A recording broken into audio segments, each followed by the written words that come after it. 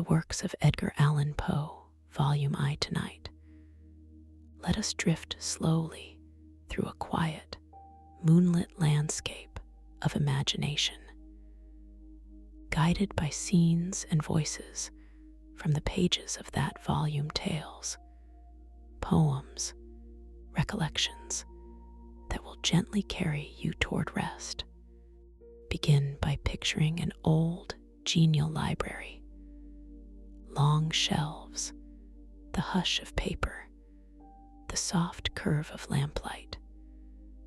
Somewhere in the corner, a single armchair holds a man who reads aloud, not for an audience of many, but for the one who listens most closely, yourself.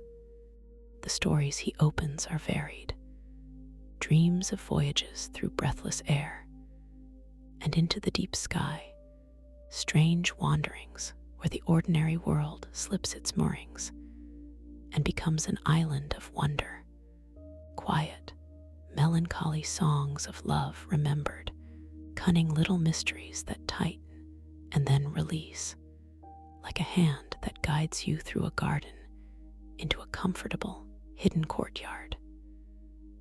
Each tale in this collection is a small door. We will open some of those doors tonight. We will stay gentle in our steps. We will not rush the closing. The rhythm of each sentence will be calm and measured. Let your breathing slow as you listen. Let your body sink softly into the bed of whatever room you are in, and allow the words to move like warm light across your eyelids. We begin where many good nights begin, by remembering someone whose life was full of early spark and late questions, a man who walked through streets and storm, who knew how to listen to the cadence of shadows. He was a listener to the world's secret music. He collected small moments, the scent of a shore at sunset, the hush of a turret room, the creak of a ship's timbers at midnight, and he turned them into jewels. In these jewels you will find both wonder and solace. Imagine now a quiet Dutch square, the late day warmth easing to dusk. In that square, a balloon odd, patched with newspapers, crowned by a great, ridiculous hat, slowly appears between clouds like a shy friend. The people below stop, pipes paused, eyes lifted to the sky. The scene is whimsical, soft-edged. It is the sort of opening that invites a gentle smile. A small, determined aeronaut hangs beneath his strange machine.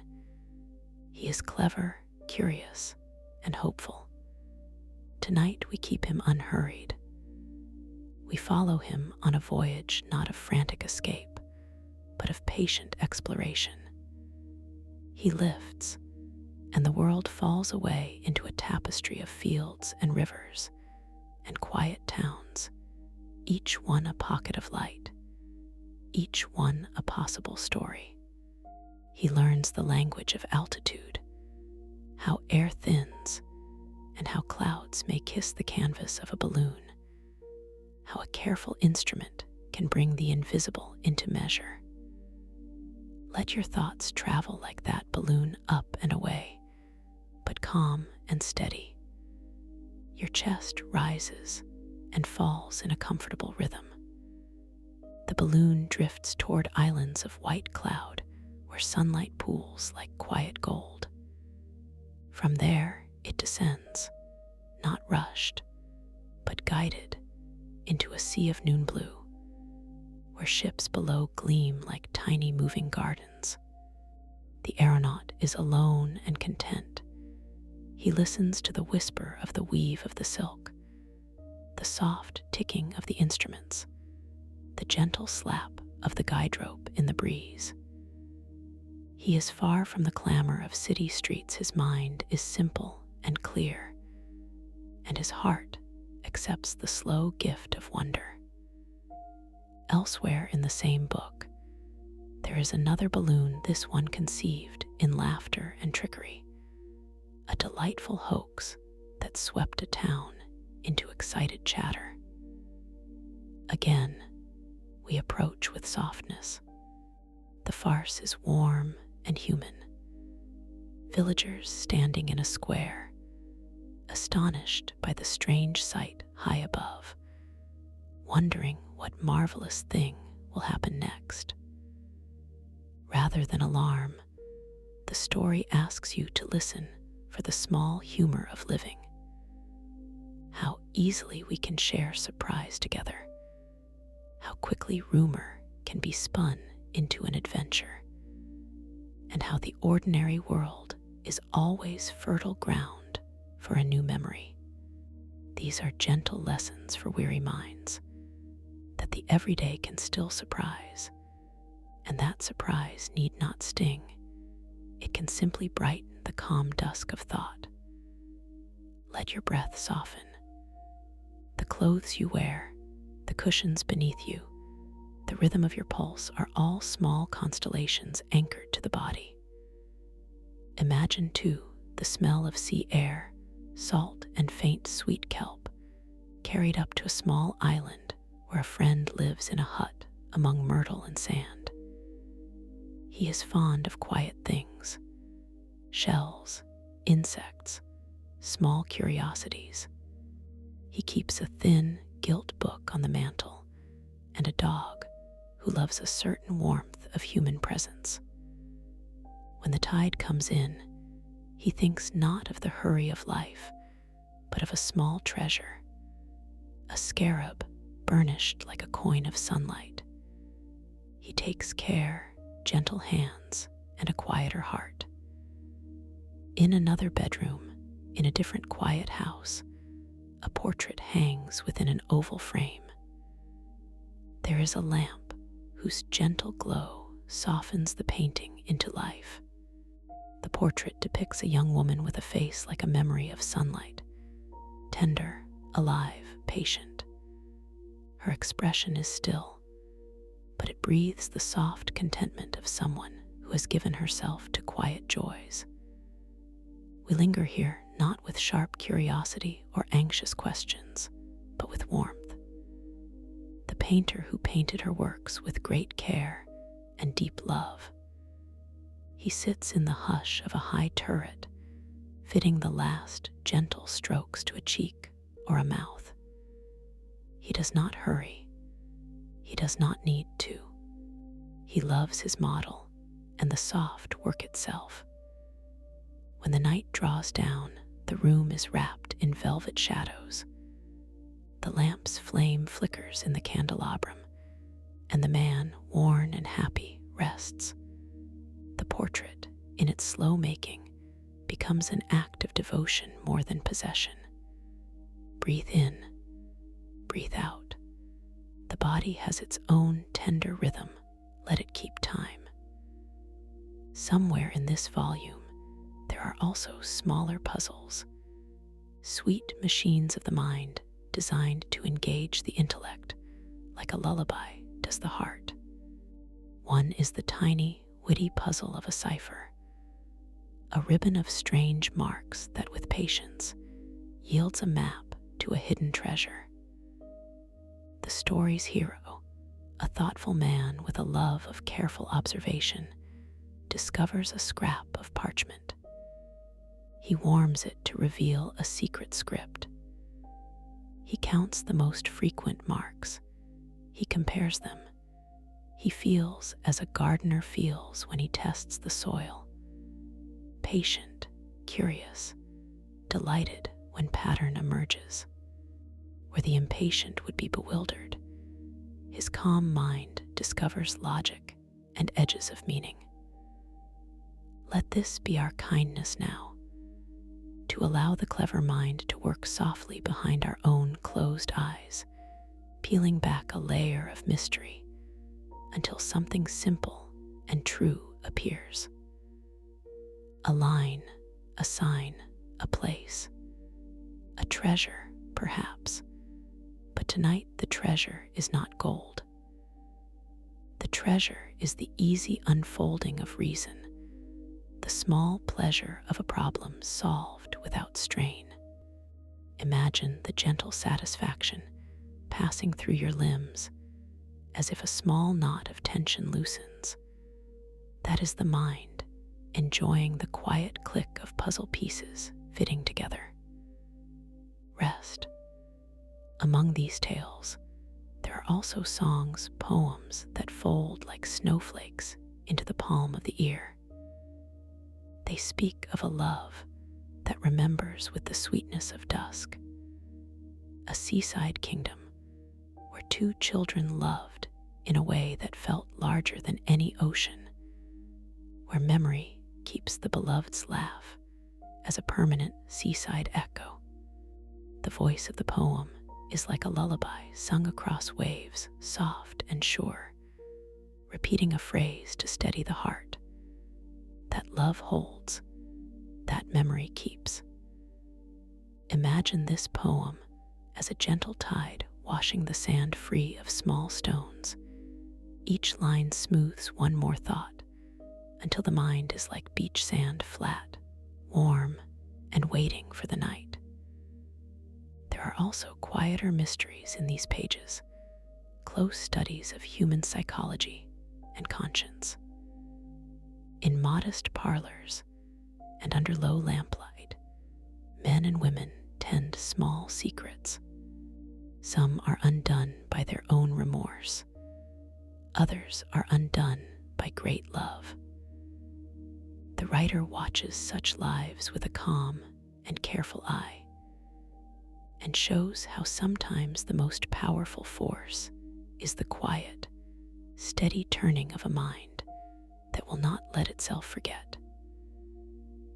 Think of remorse as a small bell in the mind's tower that rings and rings until it softens, or as a stone laid down in a pocket until the pocket is lighter. The moral of such stories is not fearsome, it is gentle, that a life is made of many small corrections, one at a time, and that there is mercy in steady change. Your breathing deepens, your eyelids grow heavier, the lamp's glow in the imaginary parlor dims. Meanwhile, in the book's corners, there are playful fancies, a fantastic voyage to the moon in a balloon lighter than air, or a curious letter tossed down from the sky by a tiny, resourceful aeronaut. These stories are adventures, and yet, importantly for bedtime, they do not alarm. They are adventures that end with safe return or with a soft, whimsical twist. They invite the sleeper to dream large, but to awaken unhurried. Picture a gentle traveler who has returned with a tiny tale about an unexpected place. He smiles, sets his cup of tea down, and tucks his adventures away like shells in a drawer. That is the manner of these stories, to expand the imagination in a cozy way, then to tuck it in, sealed with a ribbon of calm. Let us imagine now a quiet seaside town where gulls wheel and foam lines whisper along the shore. There, an amiable scholar writes in a notebook, pausing to listen to the curio of children playing. The sound of laughter, to him, is like a metronome setting the measure of the next thought. He scratches each line with care. In his neatness, there is love for the human smallness, the customs, the petty oddities, the tenderness that hides behind a rough word. Think of how restful it feels to sit at a small window, to hear distant footsteps on a wet street, to watch the sky lighten with unbothered certainty. The scholar writes, and then closes the notebook, letting the story sit like a sleeping creature, safe and warm under a blanket. As the night deepens, the book opens upon two kinds of endings, some that tenderly resolve, some that leave you in the hush of question. Both kinds kind to the slumbering mind. Endings that tie a small bow around the day's thread, and endings that allow silence to be the last presence. Both kinds belong equally to sleep. The human heart needs occasional finality, so does it need gentle mystery to keep the dream doors ajar. A night spent in the company of such tales is an exercise in balance. Curiosity stoked and then soothed, wonder invited and then folded into comfort. Now, before you slip fully beneath the blanket of sleep, picture a long, narrow corridor lined with portraits and maps and small trophies of past travels. At the end of that corridor, there is a single doorway, half open, spilling a pool of mild lamplight that smells faintly of old paper and lavender. Step across the threshold and find a chair. Recline your head. Let the last image be of a soft sea, the moon low and circular above it, the sails of a distant ship painted in silver. Somewhere very near, the sound of waves is regular and slow. This is the simplest lullaby, the ocean breathing in, the ocean breathing out. Your eyelids close, your shoulders let go. Your mind keeps only one steady thought: everything is well. If some flitting worry arrives, let it pass like a bird opening a window, perching a moment, and flying off again. Tell the bird softly, I will look at your question tomorrow. Tonight is for rest. Finally, imagine a gentle voice, the voice of the book itself, murmuring as your thoughts slow. You have listened to a tenderness of stories and poems, soft lanterns left upon the path, so that you might travel from wakefulness into sleep with peace. Love and curiosity are not enemies of rest. They are its companions. The works you have visited are not meant to disturb, but to companion you, to show that there is beauty even in melancholy and humor even in darkness. Breathe in slowly. Hold, exhale. Allow the rhythm to become your pillow. If you are lying in bed now, let your arms lie heavy at your sides. If your feet were tucked in, let them uncurl.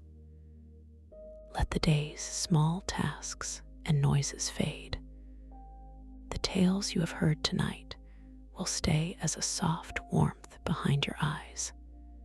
In the morning, when the world is new again, you may open your hands and find one or two of them waiting like shells on the palm of memory, bright, curious, useful for the small business of living.